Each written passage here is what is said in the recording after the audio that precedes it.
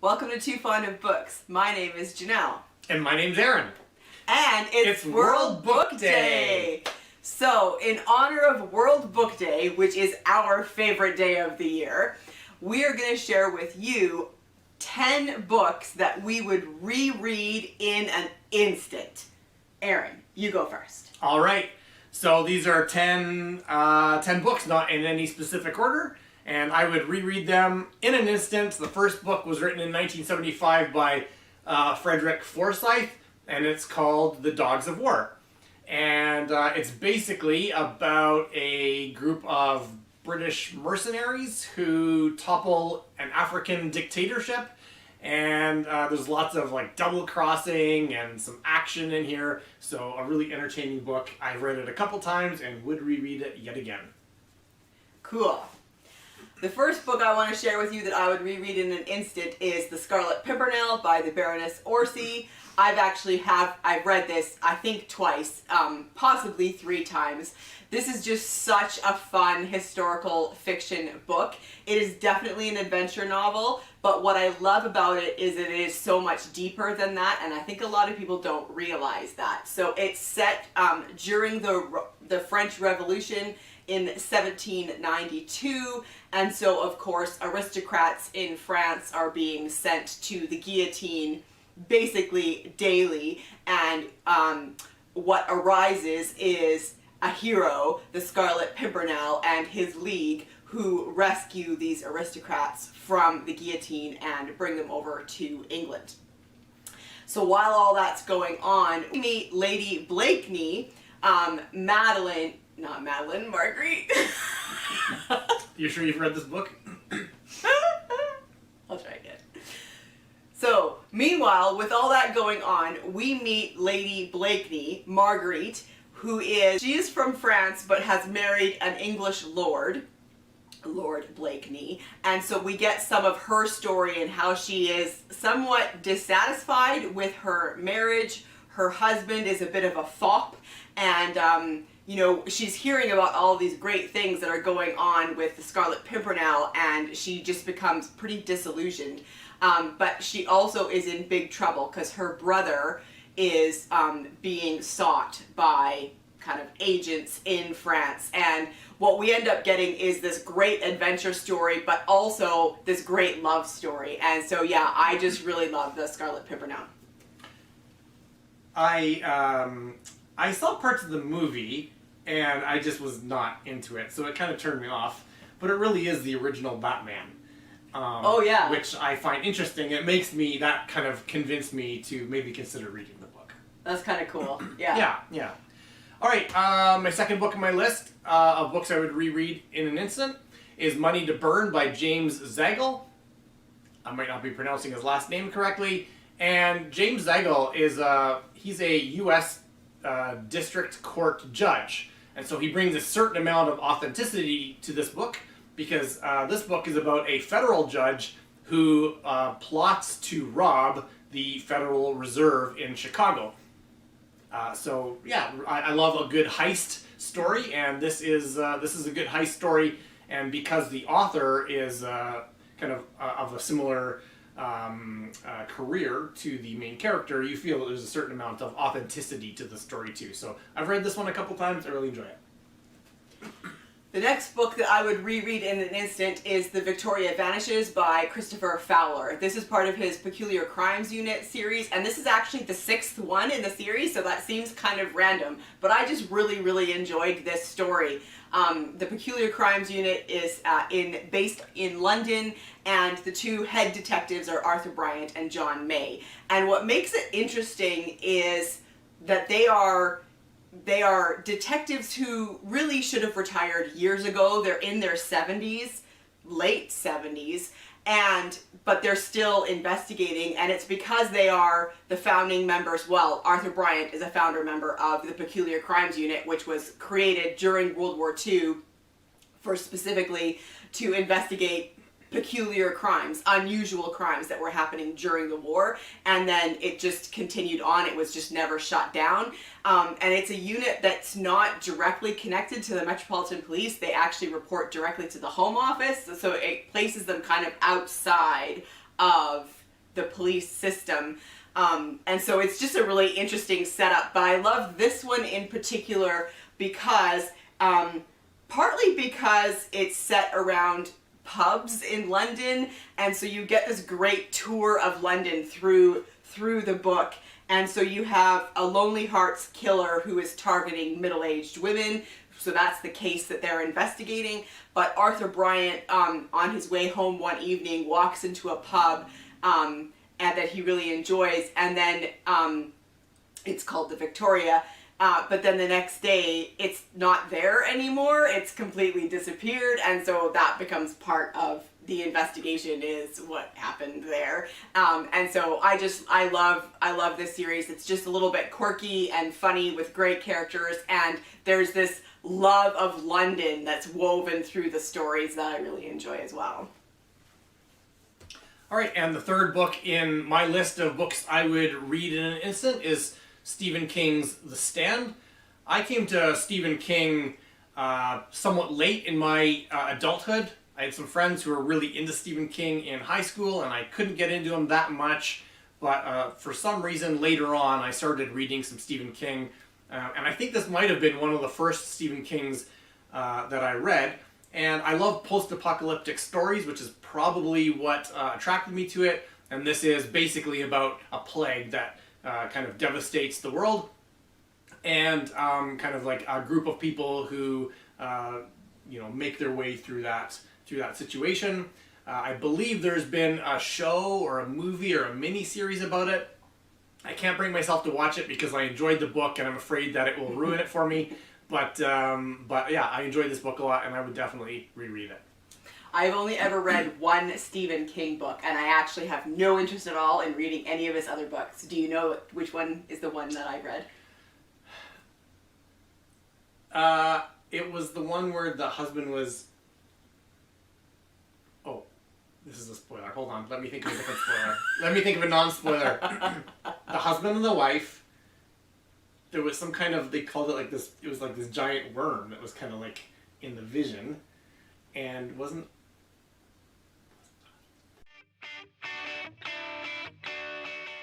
Oh, I have no idea what you're talking about. Excuse us for that.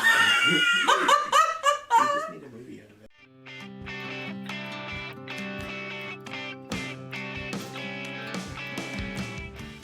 That's funny. We just made a movie about it. Okay. I have no idea. And we're back. So the only Stephen King that I've ever read is The Green Mile, and I enjoyed it. It was a little bit weird, but I think I liked it because it was historical, and I like historical fiction, historical mysteries, and so the fact that I don't remember when it took place now, the 30s, the 40s, or something like that, which I enjoyed, but I have no interest in any other Stephen King books. It's because I'm a scaredy pants. You are. Okay, the next book that I would reread in an instant is Persuasion by Jane Austen. I adore this book. I adore Jane Austen, and frankly, I would reread all of her books in an instant, but specifically I wanted to talk about Persuasion. I have read it. I think I've read it 3 times, and I would read it again. It's likely I'm going to read it for Jane Austen July, just because why not, right? I love the story. I love the story of Anne Elliot. The letter that's written at the end is like kind of, I think it's one of the most romantic things ever in literature. But I also just love Jane Austen's style of writing. She is so witty and so clever, and I love the way that she writes Anne's father, who is just ridiculous. Yeah, I love Persuasion so much. Very good. I just wondered if you had put any more Jane Austen on your We will have to wait and see. We will have to wait and see. All right, the next book, because I've lost count, maybe the 4th one that I would read in an instant, is Jeffrey Archer's First Among Equals. I've read, so there was a period of time that I read like everything that Jeffrey Archer put out, I think until the author went to prison for tax fraud or something, and then he wrote a whole bunch of other things that were kind of like different than this type of book, and then I wasn't into them. So sort of pre-prison, he wrote a bunch of books that were like sweeping epics over a period of decades where maybe, say, impoverished people rise to power in business or politics. And I love that kind of story. And so this one is kind of one of those stories. It follows 4 ambitious members of Parliament who are in Britain, like in Westminster, and it follows them over 3 decades as they rise through the ranks of Parliament. And so I love that kind of stuff. And I honestly, I grabbed this book, but any of the Jeffrey Archers from that era, the pre-prison era, I would happily reread again because they're all kind of the same thing. You just show them the back of that book. It's 4 ladies that presumably somehow go with these 4 men at the front of the book. All right. It's from an era. It's from an era. You have to... Yeah. Okay, so the next book that I would reread in an instant is Tombland by C.J. Sansom. This is the last in his Matthew Shardlake series, and I'm so sad that it's over. I loved that series so much, and I would definitely reread the entire series, but I really did enjoy this one in particular. It takes place in 1549, 2 years after the death of Henry VIII. So every other book in the series is during the reign of Henry VIII, and the first book deals with the dissolution of the monasteries. But by this book, we are now 2 years post his death, and his son, Edward, is now the king. And of course, he is only 11 years old, so there are other men who are helping him lead the country, basically, getting what they want done and just, encouraging a 12-year or this 11-year-old boy to do it. But this one is set during, they go somewhere. It's been a while since I've read this now, but because there's a rebellion. There's a rebellion, and the rebels take over Norwich, which at the time was England's 2nd largest city, and so what I loved about this is the history. First of all, I love how much history Sansom puts into his books without making you feel like you're reading an essay.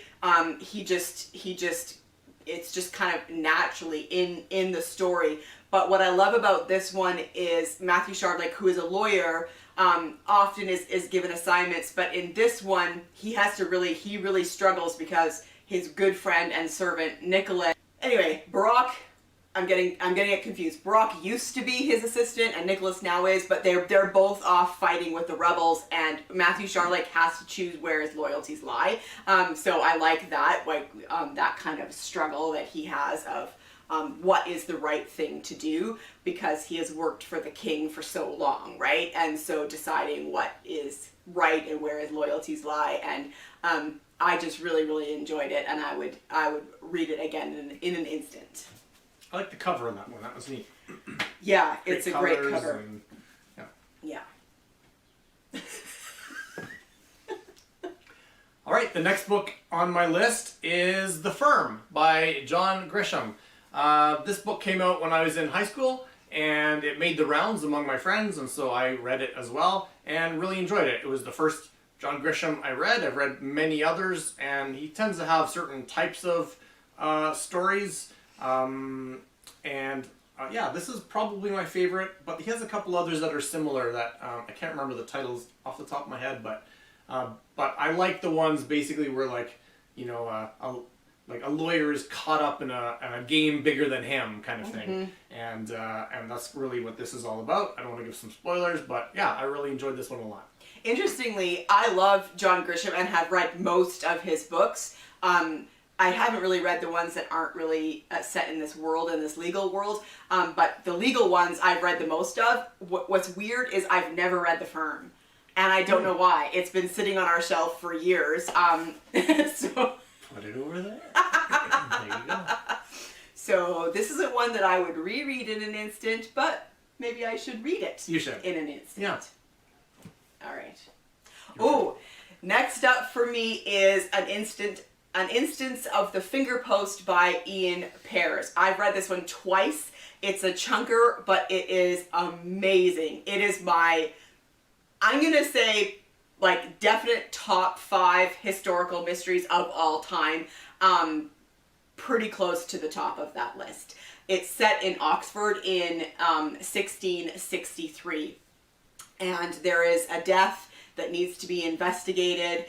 So I love it because it's historical mystery. I love that it's set in Oxford. I love the time period. So we're into the Restoration now, when Charles II is on the throne again after Cromwell and all of that stuff. So it's a great time period. But I love the world that it's set in, the academic world in Oxford. And the woman that's killed is kind of she's just a servant. She's considered a nobody. But what I love the most is the setup for this book, the way that he tells the story. He has 4 narrators, one following the other, that by the time you're done, you get the full story. But because each narrator is telling what they know about the death of that girl, but they're also talking about what's important to them at that point in their life. And so you get, the way that they tell their story is informed by that, by what is important for them, because for none of them, the death of this girl isn't what's important. There's other things going on in their lives, and so the way that they tell what they know is informed by what's going on with their own lives. And so they're kind of unreliable narrators in that way, but you also get interesting tidbits that you maybe wouldn't have been told if they weren't interested in these other things. So I love the way that he sets up and tells this story. It is just phenomenal. That does sound interesting. I think 4 narrators is very interesting, and I think that would be hard to write, because how do you write it? You know, it's one person writing. How do you write it? So it sounds like 4 different people. Yeah. But I think it helps that he doesn't intersperse them. One person tells their story, and then the next person tells their story, and then the next person, and then the next person. And by the time you get to the end, you now have the complete picture. Oh, that's really neat. Yeah. All right, the next book on my list is George Orwell's 1984. So a classic work of literature, and I probably don't need to tell you about it. If you have never heard of this book before, that would be a shock.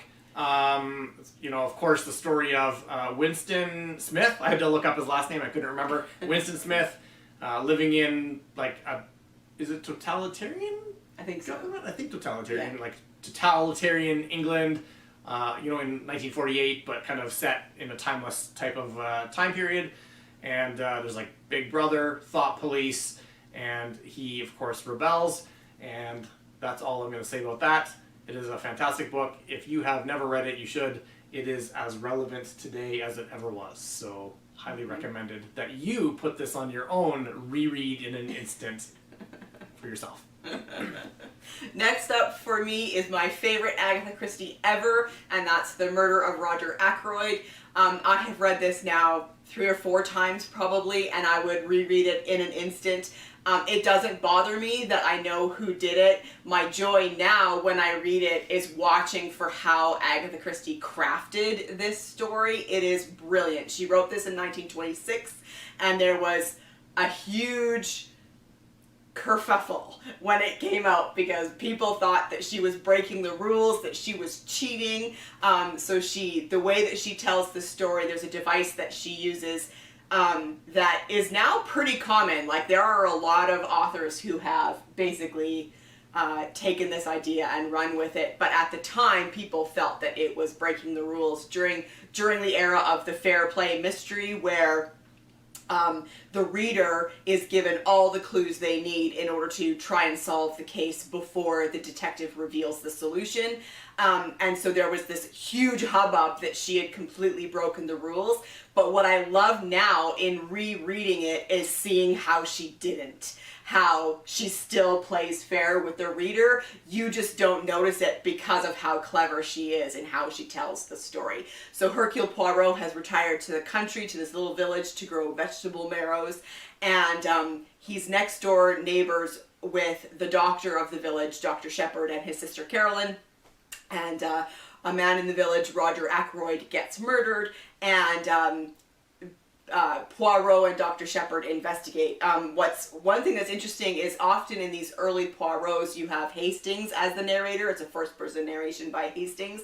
He's not in this book, and so it's first-person narration by Dr. Shepherd, who is investigating along with Poirot. And it's a masterpiece of the genre, and I would reread it this afternoon, frankly, if I wasn't already rereading another Agatha Christie.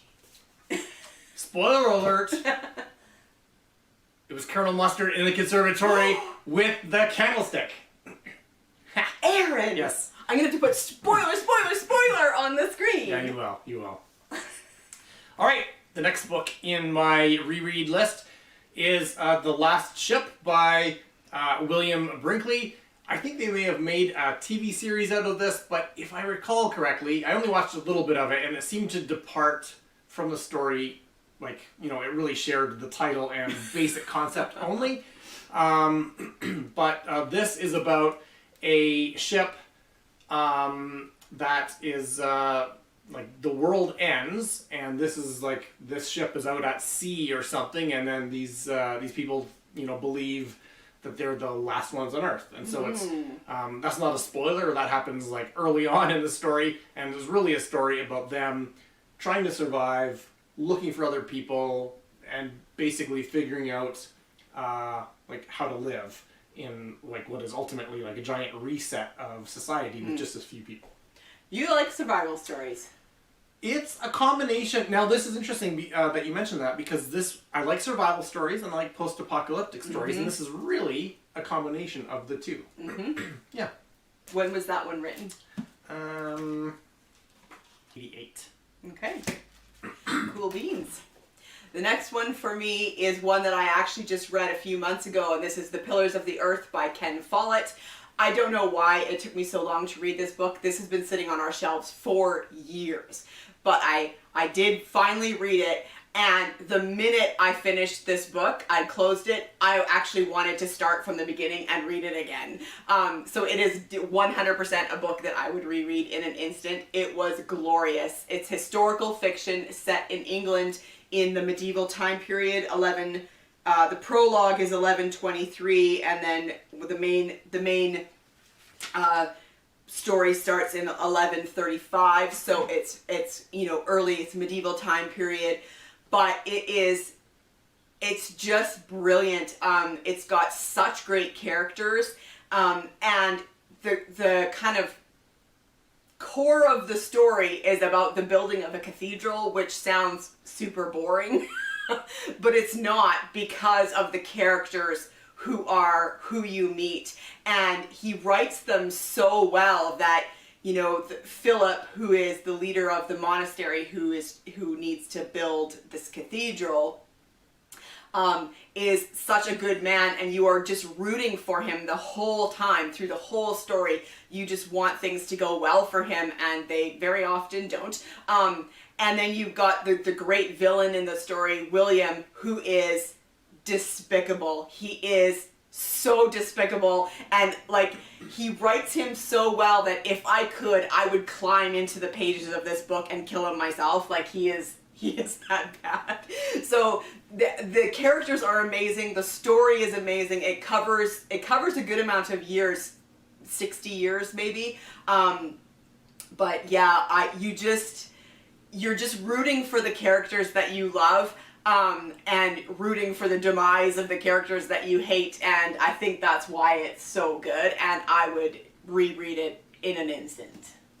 I think you read the other ones in the series too. No, I haven't yet. You haven't read. I actually am set to do a buddy read of the second one in the series, World Without End, with Carolyn in May. Actually, we're going to start it in May, so.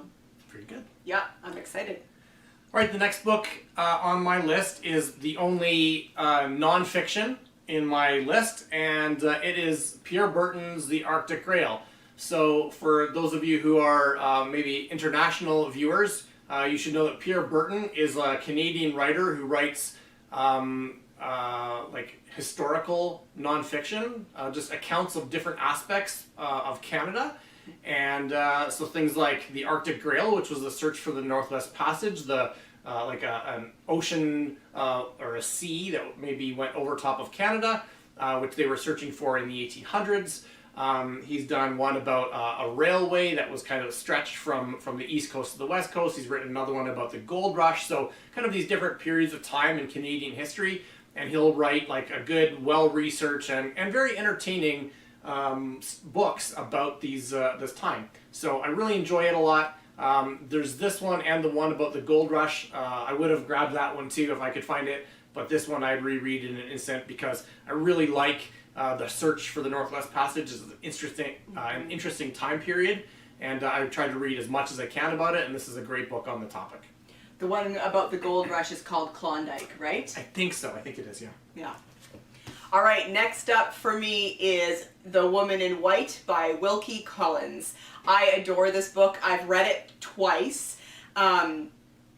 Or 3 times, and I would reread it in an instant. It is such a great book. It was written in 1860. I was going to say 1866, but it was written in 1860. And it's a sensation novel. It totally has Gothic vibes, which is what attracted me to it in the first place. But you have Walter Hartright, who is a drawing master, and he gets a job as the drawing master for these 2 sisters who live in a house outside of London, kind of in the country. And he's on his way there, and the book opens with an encounter between him at night and this woman who just suddenly appears out of nowhere, and she's wearing this white gown and is frantic, and she's asking for like the road to London. So he has this encounter with this woman in white, and it kind of sets off the events of the rest of the story. And it is so good. So the story is really compelling, and the characters are fantastic. The sisters are Miriam and Lucy, and Miriam is, I think, one of my favorite female characters in literature. She is so fantastic. She is loyal and courageous, and the things that she's willing to do to protect her sister, to save her sister, in a time when women had no power at all. In that society, they had no power at all. But the things that she was willing to do showed her courage and her bravery, and she was so strong in a world where men assumed that women were weak. So she's fantastic, and it also has one of the best villains in literature also, Count Fosco, who is, he's such a good villain because he's the gentleman villain, potentially the first one.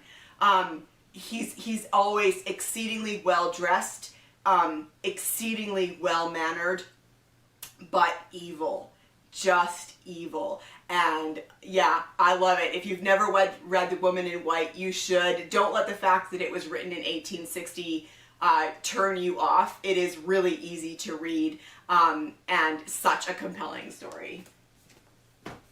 Very good. The 9th book on my list of books I would reread in an instant is World War Z by Max Brooks.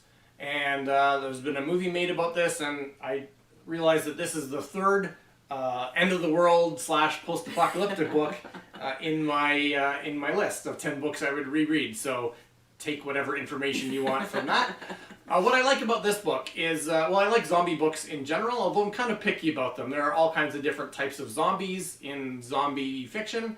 There are the really slow-moving ones, like of George Romero, who are just like brains or whatever. Night of the Living Dead. Yeah, Night of the Living Dead, and they're slow. You have to, they're only after brains.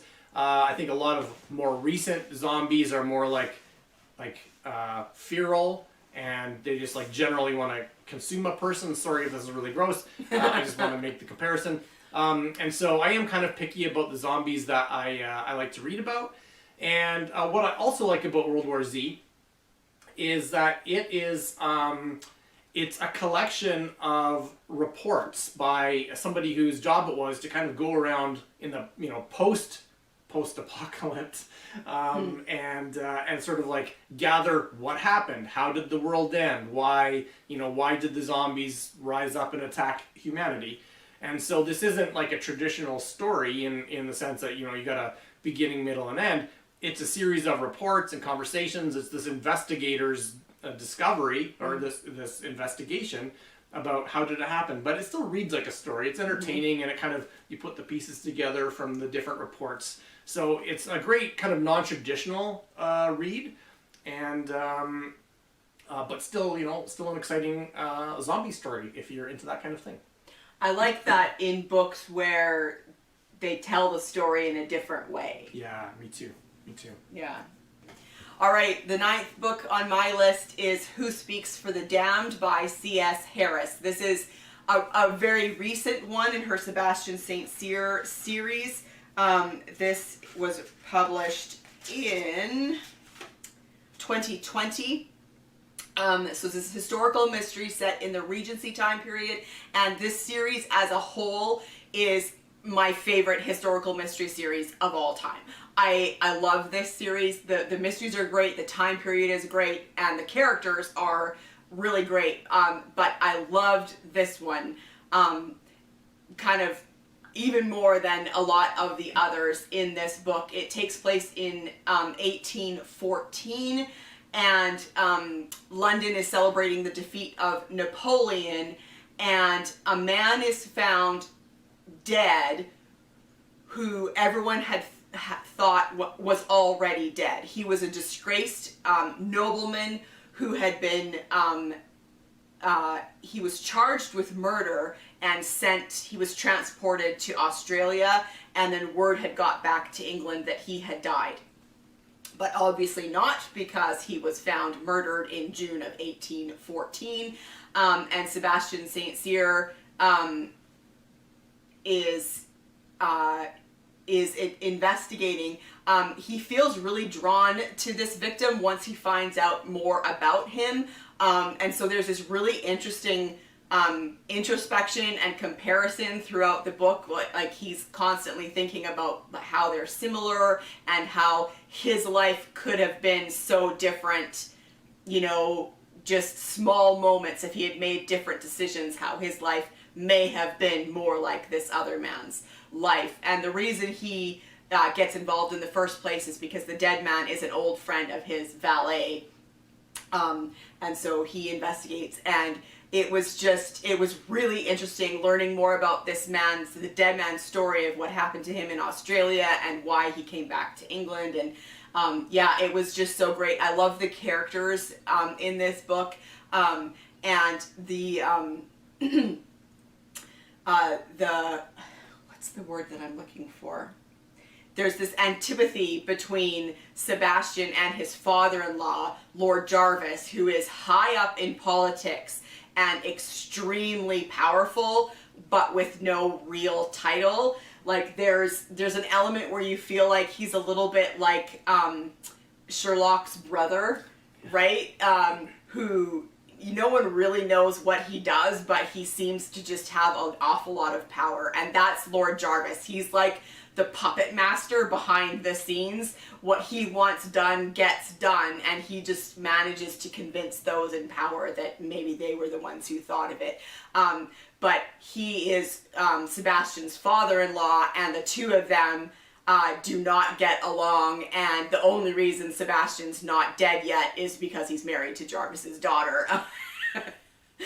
So it's this great ongoing struggle throughout the series, but Who Speaks for the Damned is definitely one I would reread in an instant. Okay, last one. All right, last one is The Martian by Andy Weir. Originally published in 2011. Clearly it was republished, as you can tell by the title, or by the cover, to capitalize on the movie that came out. And when it first came out, it was recommended to me. Not really, though. I'm not into science fiction, kind of like aliens and spaceships type of science fiction, and I didn't know anything about it. But the title, The Martian, seemed to me that it was not something I'd be interested in. But my friends who knew I would like it, they kind of continued to recommend it to me, and then I guess the movie came out, and it maybe indicated to me that, I guess I read this before the movie came out. But anyway, I somehow found out that it wasn't as Martian-y as I was first assuming. And so I read it, and I loved it. And the reason why I loved it is because it's not at all about aliens and spaceships. It's really about one guy who's stranded on Mars and his attempt to survive. And so I've always been a big fan of survival stories, as I've already indicated with the quest for the Northwest Passage. The Last Ship. Oh yeah, The Last Ship. And if you're into movies like The Revenant, which was like Leonardo DiCaprio kind of surviving in the Old West or whatever, that's really interesting to me. And this is very similar. It's like I've called it the Revenant on Mars. So it's a great story, and I think what I like about it in particular is that it's not a hero who's using like fists or guns to win. It's really someone who has to rely on ingenuity, creativity, and science in order to succeed in his goal, which in this case is just to stay alive until a rescue ship can show up. So, I think that's kind of a neat. I think we live in a time when it's easy to write a story about action heroes who will like punch and shoot their way out of a situation, when really this guy and the Revenant are trying to use creative methods just to simply get by in life. And so I think that's what attracts me to survival stories and to this one in particular, and I would reread this again. Number 10 on my list is Emma by Jane Austen. That's right, I put another Jane Austen book on this list. I couldn't help myself. I love Emma. It's such a great story with such great characters, and again, it's the writing. I just love the way that Jane Austen writes, and the opening of Emma is just such a great opening, and it just really like kind of guides you into what the story is going to be. Emma Woodhouse, handsome, clever, and rich, with a comfortable home and happy disposition, seemed to unite some of the best blessings of existence, and had lived nearly 21 years in the world with very little to distress or vex her. And so you get Emma, who lives in this village in the southeast of England, and ends up meddling in the lives of those around her. She believes that she is a good matchmaker, but what we learned very quickly is that Emma doesn't really understand other people as well as she thinks that she does, and she does everything out of a good heart, but she has a lot of growth that needs to happen. Of course, she's quite young, but what I love about her is that she's not entirely a character that you dislike, because I mean, she's rich and she can do whatever she wants, and meddles in other people's lives, and so you might think, well, this isn't somebody, why would I like this person? But you get to know her enough to know that she's vulnerable as well, and she does grow, she does change by the end of the novel, but she's also ultimately good.